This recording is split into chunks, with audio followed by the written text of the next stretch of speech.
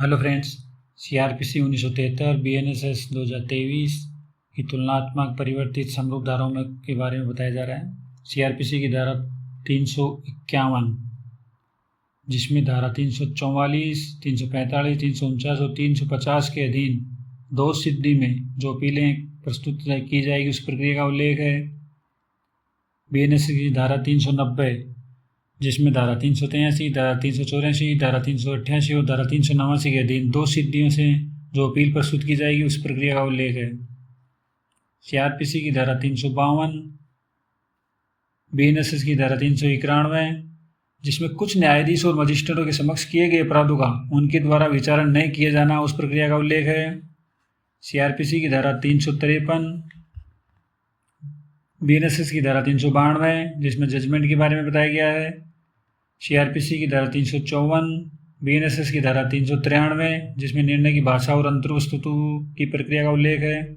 CrPC की धारा 355, जिसमें महानगर मजिस्ट्रेट का निर्णय उसको बीएनएसएस में विलोपित कर दिया गया है। सीआरपीसी की धारा 356, बीएनएसएस की धारा 394, जिसमें पूर्वतन दोषित अपराधियों को अपने पते की सूचना देने का आदेश है। सीआरपीसी की धारा 357, बीएनएसएस की धारा 395, जिसमें प्रतिकर देने के आदेश की प्रक्रिया का उल्लेख है। सीआरपीसी की धारा 357 क, सीआरपीसी की धारा 396, जिसमें पीड़ित प्रतिकर स्कीम का उल्लेख है। सीआरपीसी की धारा 357 ख, बीएनएसएस की धारा 396, सीआरपीसी की धारा 357 ग, बीएनएसएस की धारा 397, जिसमें पीड़ितों का उपचार करने के बारे की प्रक्रिया में उल्लेख है। बीएनएसएस की धारा 398, साक्षी संरक्षण स्कीम का उल्लेख है। सीआरपीसी की धारा 358, बीएनएसएस की धारा 399, जिसमें निराधार गिरफ्तार करवाए गए व्यक्तियों को कंपनसेशन दिए जाने की प्रक्रिया का उल्लेख है। सीआरपीसी की धारा 359, बीएनएसएस की धारा 400, असंज्ञेय मामलों में खर्चा देने के लिए आदेश देने की प्रक्रिया का उल्लेख है। सीआरपीसी की धारा 360, बीएनएसएस की धारा 401, जिसमें सदाचरण की परिवीक्षा पर या भर्त्सना के पश्चात छोड़ देने का आदेश की प्रक्रिया का उल्लेख है। सीआरपीसी की धारा 361, बीएनएसएस की धारा 402, कुछ मामलों में विशेष कारणों का अभिलिखित किया जाने की प्रक्रिया का उल्लेख है। सीआरपीसी की धारा 362, बीएनएसएस की धारा 403, जिसमें न्यायालयों का अपने निर्णय में परिवर्तन न करना उस प्रक्रिया का उल्लेख है। सीआरपीसी की धारा 363, बीएनएसएस की धारा 404, जिसमें अभियुक्त और अन्य व्यक्तियों को निर्णय की प्रतिका दिए जाने का उल्लेख है। सीआरपीसी की धारा 364, बीएनएसएस की धारा 405, जिसमें निर्णय का अनुवाद कब किया जाएगा उस प्रक्रिया का उल्लेख है। सीआरपीसी की धारा 365, बीएनएसएस की धारा 406, जिसमें सेशन न्यायालय द्वारा निष्कर्ष और दंडादेश की प्रति जिला मजिस्ट्रेट को भेजने की प्रक्रिया का उल्लेख है। सीआरपीसी की धारा 366, बीएनएसएस की धारा 407, सेशन न्यायालय द्वारा मृत्यु दंडादेश का पुष्टि के लिए प्रस्तुत किया जाना प्रक्रिया का उल्लेख है। सीआरपीसी की धारा 367, बीएनएसएस की धारा 408, अतिरिक्त जांच किए जाने के लिए या अतिरिक्त साक्ष्य लिए जाने के लिए निर्देश देने की शक्ति का उल्लेख है। सीआरपीसी की धारा 368, बीएनएसएस की धारा 409, जिसमें दंडादेश को पुष्ट करने या दोष सिद्धि को बालित करने की उच्च न्यायालय की शक्ति की प्रक्रिया का उल्लेख है। सीआरपीसी की धारा 369, बीएनएसएस की धारा 410, जिसमें दंडादेश की पुष्टि या नए दंडादेश का दो न्यायाधीशों द्वारा हस्ताक्षरित किया जाना उस प्रक्रिया का उल्लेख है। सीआरपीसी की धारा 370, बीएनएसएस की धारा 411, मतभेद की दशा में प्रक्रिया का उल्लेख किया गया है। सीआरपीसी की धारा 371, बीएनएसएस की धारा 412, उच्च न्यायालय की पुष्टि के लिए प्रस्तुत मामलों में जो प्रक्रिया है उसका उल्लेख है। सीआरपीसी की धारा 372, बीएनएसएस की धारा 413, जिसमें जब तक अन्यथा उपबंधित न हो किसी अपील का न होना उस प्रक्रिया का उल्लेख किया गया है।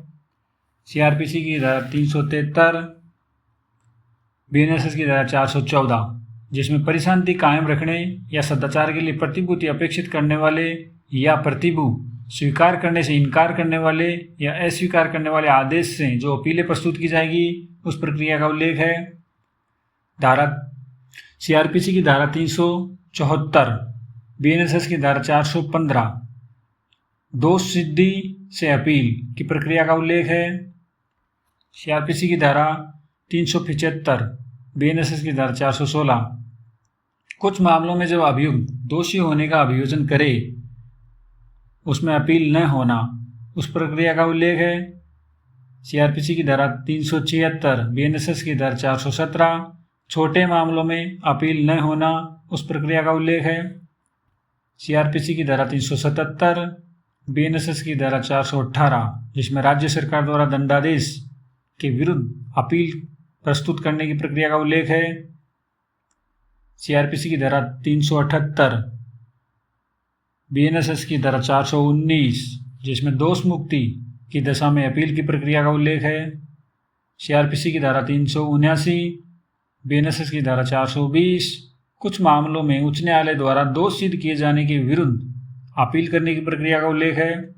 सीआरपीसी की धारा 380, बीएनएसएस की धारा 421 कुछ मामलों में अपील करने का विशेष अधिकार उस प्रक्रिया का उल्लेख है। सीआरपीसी की धारा 381, बीएनएसएस की धारा 422 जिसमें सेशन न्यायालय में की गई अपीलों कैसे सुनी जाएगी उस प्रक्रिया का उल्लेख है।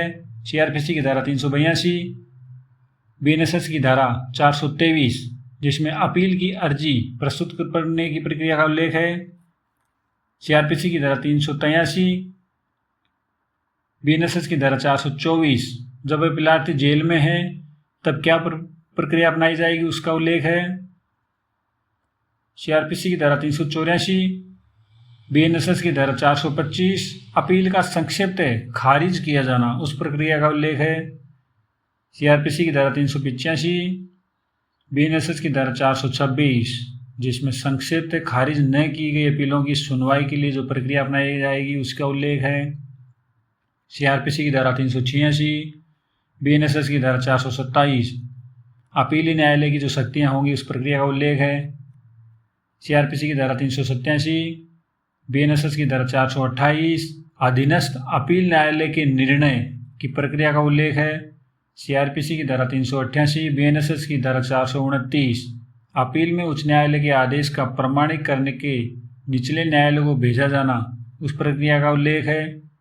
सीआरपीसी की धारा 389, बीएनएसएस की धारा 430 अपील लंबित रहने तक दंडादेश का निलंबन अपीलार्थी का जमानत पर छोड़ा जाना प्रक्रिया का उल्लेख किया गया है। सीआरपीसी की धारा 390, बीएनएसएस की धारा 431 दोष मुक्ति से अपील में अभियुक्त को गिरफ्तार की प्रक्रिया का उल्लेख किया गया है। सीआरपीसी की धारा 391, बीएनएसएस की धारा 432 जिसमें अपील न्यायालय अतिरिक्त साक्ष्य ले सकेगा या उसके लिए जाने का निर्देश दे सकेगा उस प्रक्रिया का उल्लेख किया गया है। सीआरपीसी की धारा 392, बीएनएसएस की धारा 433 जहां अपील न्यायालय के न्यायाधीश राय के बारे में समान रूप में विभाजित हो वहां पर क्या प्रक्रिया अपनाई जाएगी उसका उल्लेख है। सीआरपीसी की धारा 393, बीएनएसएस की धारा 434 अपील पर आदेश और निर्णयों का अंतिम होना उस प्रक्रिया का उल्लेख है। सीआरपीसी की धारा 394, बीएनएसएस की धारा 435 अपीलों का उपशमन। सीआरपीसी की धारा 395, बीएनएसएस की धारा 436 उच्च न्यायालयों को निर्देश देने की शक्ति का प्रक्रिया का उल्लेख है। सीआरपीसी की धारा 396, बीएनएसएस की धारा 437 उच्च न्यायालय के विनिश्चय के अनुसार मामले का निपटारा किए जाने की प्रक्रिया का उल्लेख है। सीआरपीसी की धारा 397, बीएनएसएस की धारा 438 पुनरीक्षण की शक्तियों का प्रयोग करने के लिए अभिलेख मंगाना। सीआरपीसी की धारा 398, बीएनएसएस की धारा 439 जिसमें जांच करने का आदेश देने की शक्ति की प्रक्रिया का उल्लेख है। सीआरपीसी की धारा 399, बीएनएसएस की धारा 440 जिसमें सेशन न्यायाधीश की पुनरीक्षण की शक्तियों का उल्लेख है। सीआरपीसी की धारा 400, बीएनएसएस की धारा 441 जिसमें अपर सेशन न्यायाधीश की शक्तियों का उल्लेख किया गया है।